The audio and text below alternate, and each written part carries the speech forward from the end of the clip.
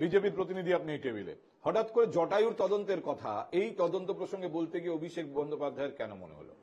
দেখুন, বিষয়টা পার্থবাবু আপনাকে যেটা প্রাথমিকভাবে বুঝতে হবে সেটা অভিষেক বন্দ্যোপাধ্যায় আজকে নিজস্ব কিছু মতামত রাখতেই পারেন, উনি বলতে পারেন জটায়ুর তদন্ত, এই তদন্ত, তাই তদন্ত, কিন্তু আমার বিষয় হচ্ছে যখন রাজ্যে একাধিক নেতাদের বিরুদ্ধে একাধিক নেতাদের নামে দুর্নীতির অভিযোগ উঠেছিল তখন তো রাজ্যের প্রশাসন কোনো ব্যবস্থা নেয়নি বা মুখ্যমন্ত্রী ব্যবস্থা নেয়নি।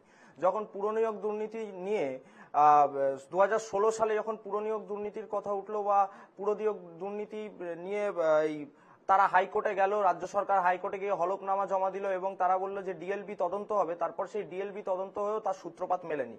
তো যাই হোক, সার্বিকভাবে সেখানে কেন্দ্রীয় সরকারের কিংবা আপনার কেন্দ্রীয় সংস্থার হস্তক্ষেপ করতে হয়েছে এবং আপনারা দেখতে পেয়েছেন যে এটা পুরোটাই কোর্ট মনিটর তদন্ত এবং কোর্টের মেদিনীপুর মেডিকেল কলেজের ঘটনায় চিকিৎসকদের দিকে আঙুল তোলা কি কোনোভাবে জটায়ুর তদন্ত?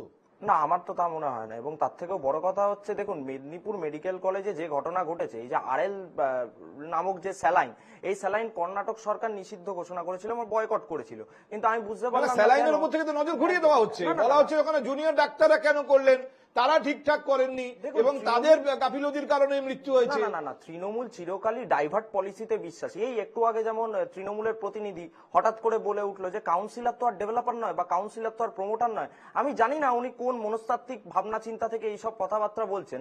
তার কারণ আজকে দেখুন বাঘাযতীনে যে বাড়িটা ভেঙে পড়েছে, সেই বাড়িটা তৃণমূল অনেক বড় বড় কথা বললো। ববি হাকিম বসে বসে একদম উচ্চ স্বরে বলে গেল। আমি